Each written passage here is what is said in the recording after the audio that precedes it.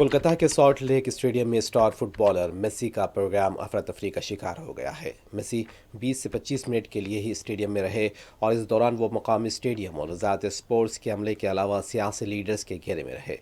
جو لوگ اس ایونٹ کے لیے رقم خرچ کر کے آئے تھے انہیں میسی کو دیکھنے کا برابر موقع نہیں ملا۔ مشتعل شائقین نے توڑ پھوڑ کی، گراؤنڈ پر پانی کی بوتلیں پھینکی گئیں اور وہاں لگائی کمانیں بھی توڑ دی گئیں۔ شائقین کا کہنا تھا کہ صرف لیڈرز اور وزارت اسپورٹس کا عملہ ہی میسی کو گھیرے ہوئے تھا۔